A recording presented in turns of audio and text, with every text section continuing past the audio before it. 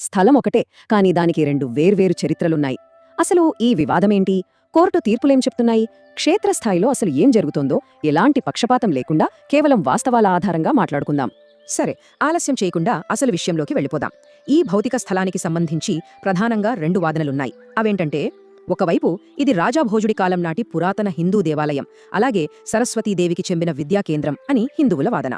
మధ్యయుగంలో దేవాలయ సామాగ్రిని ఉపయోగించి దీన్ని మసీదుగా మార్చారని వాళ్లు బలంగా విశ్వసిస్తున్నారు. కాని మరోవైపు ముస్లింల వాదన వేరుగా ఉంది.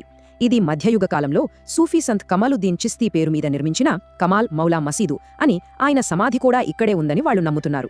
చూశారుగా, ఒకే నిర్మాణం, కాని దానికి ముడిపడి ఉన్న రెండు విభిన్నమైన విశ్వాసాలు. ఈ ద్వంద్వత్వమే ఈ మొత్తం వివాదానికి మూల కారణం. అయితే ఈ వివాదం ఈనాటిది కాదు. ఆధునిక కాలంలో ఇది ఎలా మలుపులు తిరిగిందో గమనిస్తే మనకు ఇట్టే అర్థమైపోతుంది. 1990ల నాటికి దేశవ్యాప్తంగా వస్తున్న మార్పుల వల్ల ఇక్కడ కూడా ఉద్రిక్తతలు బాగా పెరిగాయి. ఆ తర్వాత పరిస్థితులను చక్కదిద్దడానికి 2003లో భారత పురావస్తు శాఖ, అదేనండి ఏఎస్ఐ, ఒక రాజీ సూత్రాన్ని తీసుకొచ్చింది. మళ్లీ ఇన్నేళ్ల తర్వాత 2024లో హైకోర్టు ఒక సమగ్రమైన శాస్త్రీయ సర్వేకి ఆదేశించటం, చివరగా మే 15న కోర్టు ఇచ్చిన తీర్పుతో హిందువులకు పూర్తి పూజా హక్కులు దక్కడం జరిగాయి. దశాబ్దాలుగా సాగుతున్న ఈ న్యాయ పోరాటాలు ఆ ప్రదేశం రూపురేఖలను ఎలా మార్చాయో మనం స్పష్టంగా అర్థం చేసుకోవచ్చు. ఇక మనం నేరుగా ఏఎస్ఐ నివేదిక లోపలికి వెళ్లి చూద్దాం. ఆ 98 రోజుల సైంటిఫిక్ సర్వేలో అసలు ఏం తేలింది? ముందుగా ఈ నంబర్ చూడండి, 180. ఇదొక మామూలు అంకె కాదు. కోర్టు ఆదేశాల మేరకు ఏఎస్ఐ నిర్వహించిన సర్వేలో ఆ ప్రాంగణం లోపల ఏకంగా 180 విరిగిన, ఖండితమైన విగ్రహాలు బయటపడ్డాయని వాళ్ల నివేదికలో అధికారికంగా రికార్డ్ చేశారు. అలాగే ఈ 1500 అనే సంఖ్య కూడా ఈ కేసులో చాలా కీలకమైంది. ఎందుకంటే భోజశాల కాంప్లెక్స్ అంతటా జరిపిన సర్వేలో దాదాపు 1500 విభిన్నమైన దేవాలయ చిహ్నాలను ఏఎస్ఐ గుర్తించింది. ఈ అంకెలు ఆ ప్రదేశం యొక్క వాస్తవ నిర్మాణ శైలి ఎలా ఉండేదో కోర్టు ముందు ఒక స్పష్టమైన చిత్రాన్ని ఉంచాయి. మరి ఇవన్నీ మనకు దేన్ని సూచిస్తున్నాయంటే, మధ్యప్రదేశ్ హైకోర్టు తన తీర్పు కోసం ఈ భౌతిక నిర్మాణ ఆధారాలను చాలా నిశితంగా పరిశీలించింది. స్తంభాలపై స్పష్టంగా చెక్కబడిన నవగ్రహాలు, కాలసర్ప యంత్రాలు, ఒక పురాతన హోమగుండం, అంతేకాదండోయ్, ఉద్దేశపూర్వకంగా చిరిపివేయబడినట్లుగా ఉన్న ఓం సరస్వత్యై నమః లాంటి సంస్కృత శ్లోకాలను కూడా ఏఎస్ఐ తన సర్వేలో ప్రస్తావించింది. ఇవి కోర్టు ముందు చాలా బలమైన ఆధారాలుగా నిలిచాయి.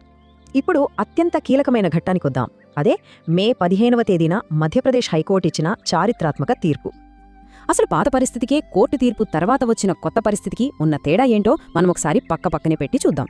2003లో ఏఎస్ఐ తీసుకొచ్చిన రాజీ సూత్రం ప్రకారం హిందువులు మంగళవారం, అలాగే వసంత పంచమి రోజున పూజలు చేసుకునేవాళ్లు.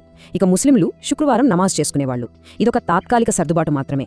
కానీ కొత్త తీర్పు ఆ 2 దశాబ్దాల నాటి ఏర్పాటును పూర్తిగా పక్కన పెట్టేసింది. ఈ నిర్మాణాన్ని ఒక హిందూ దేవాలయంగా ప్రకటిస్తూ హిందువులకు పూర్తి పూజా హక్కులను కల్పించింది. అదే సమయంలో ఆ ప్రాంగణంలో అజాన్, అలాగే నమాజ్ను నిలిపివేయాలని ఆదేశించింది. ఇదొక పెనుమార్పు అని చెప్పొచ్చు. సరే, తీర్పైతే వచ్చేసింది. మరి ఆ తర్వాత 2 వర్గాల న్యాయపరమైన వాదనలు, వాళ్ల వ్యూహాలు ఎలా ఉన్నాయో ఇప్పుడు చూద్దాం. ఇక్కడ 2 పక్షాల వాదనలు గమనిస్తే, హిందూ పిటిషనర్లు ఈ తీర్పును స్వాగతిస్తున్నారు. ఇది సరస్వతీదేవికి చెందిన ఆలయమని, ఒక విద్యా కేంద్రమని చట్టబద్ధంగా నిరూపితమైందని వాళ్లు చెప్తున్నారు. శాస్త్రీయ ఆధారాలు తమ వాదనను గెలిపించాయని వాళ్ల నమ్మకం. ఇంకోవైపు చూస్తే ముస్లిం ప్రతినిధులు ఈ హైకోర్టు తీర్పును తీవ్రంగా వ్యతిరేకిస్తున్నారు. ఈ నిర్ణయాన్ని అంగీకరించేదే లేదని తక్షణమే సుప్రీంకోర్టులో సవాలు చేయడానికి వాళ్లు సన్నద్ధమవుతున్నారు. ఇక్కడ మనం ఒక ముఖ్యమైన పాయింట్ గుర్తు చేసుకోవాలి. ముస్లిం ప్రతినిధులు సుప్రీంకోర్టుకు వెళ్ళినప్పుడు వాళ్లు ప్రధానంగా దేనిమీద ఆధారపడతారంటే, గతంలో సుప్రీంకోర్టు ఇచ్చిన ఒక స్పష్టమైన హెచ్చరిక మీద.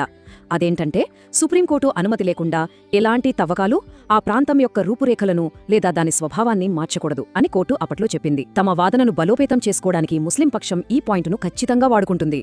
ఇప్పటివరకు మనం చట్టం, కోర్టు తీర్పుల గురించి మాట్లాడుకున్నాం కదా. ఇప్పుడు ఈ పోరాటం వెనుక ఉన్న కార్యకర్తల గళం, వాళ్ల భావోద్వేగాల గురించి కూడా తెలుసుకుందాం. ఇక్కడొక ఆసక్తికరమైన విషయం ఉంది, గమనించండి. ఇది కేవలం ఒక కేస్ కాదు, దశాబ్దాల భావోద్వేగం. భోజ్ ఉత్సవ్ సమితికి చెందిన అశోక్ జైన్ మాటల్లోనే చెప్పాలంటే, ఇది వాళ్ల 65 ఏళ్ల సుదీర్ఘ పోరాటానికి దక్కిన ప్రతిఫలం. గతంలో మా గుర్తులను ఉద్దేశపూర్వకంగా చెరిపివేయడానికి ప్రయత్నించారు, కానీ ఈరోజు మేం ఎంతో సంతోషంగా మా సరస్వతీదేవికి ఇష్టమైన తెల్లని పూలు సమర్పించాం అని ఆయన ఎంతో ఉద్వేగంగా పంచుకున్నారు. మరి ఈ పోరాటం ఎంత తీవ్రంగా జరిగిందో చెప్పడానికి ఈ 1600 అనే సంఖ్యే పెద్ద నిదర్శనం. దీపక్ అనే మరో పాత కార్యకర్త ఏం చెబుతున్నారంటే, 2003లో జరిగిన ఒక భారీ ఆందోళన సమయంలో ఆలయ మద్దతుదారులపై ఏకంగా 1600 ఎఫ్ఐఆర్లు నమోదు చేశారట. ఆలోచించండి, అప్పట్లో పరిస్థితి ఎంత తీవ్రంగా ఉండి ఉంటుందో. దీపక్ పంచుకున్న ఆనాటి చేదు జ్ఞాపకాలం చూస్తుంటే అప్పటి ప్రభుత్వ హయాంలో కేవలం 1600 కేసులు పెట్టడమే కాదు, 14 మందిపై అత్యంత కఠినమైన జాతీయ భద్రతా చట్టం అంటే ఎన్ఎస్ఏ కింద కేసులు కూడా నమోదు చేశారు. అంతేకాదు, ఆ ఆందోళనల్లో 3 కార్యకర్తలు ప్రాణాలు కోల్పోయారని కూడా ఆయన ఆవేదన వ్యక్తం చేశారు. దీన్ని బట్టి చూస్తే ఇది కేవలం చట్టపరమైన పోరాటం మాత్రమే కాదు, కార్యకర్తలు ఎంతో మూల్యం చెల్లించిన ఒక భావోద్వేగ ఘట్టమని స్పష్టంగా అర్థమవుతోంది. సరే, ఇదంతా గతం. మరి హైకోర్టు తీర్పు వచ్చిన తరువాత ధార్నగరంలో ప్రస్తుత పరిస్థితి ఎలా ఉందో చూద్దాం. ఈ అంకె గమనించండి, 1200కు పైగా. ఇది అక్కడి సున్నితమైన వాతావరణాన్ని తెలియజేస్తోంది. తీర్పు రాగానే ఎక్కడా ఎలాంటి అవాంఛనీయ ఘటనలు జరగకుండా ప్రభుత్వం అప్రమత్తమైంది. శాంతి భద్రతలను కాపాడేందుకు ఏకంగా 1200 మందికి పైగా పోలీస్ బలగాలను మోహరించింది. ప్రస్తుతం అక్కడ పరిస్థితి ఎలా ఉందంటే, ఒకవైపు ఒక వర్గం ఈ తీర్పును గొప్ప విజయంగా భావిస్తూ సంబరాలు చేసుకుంటోంది, మరోవైపు సుప్రీంకోర్టులో అప్పీలు చేసేందుకు ఇంకో వర్గం సిద్ధంగా ఉంది. ఈ వాతావరణంలో చిన్న ఉద్రిక్తత వచ్చినా అది పెద్దది కావచ్చు.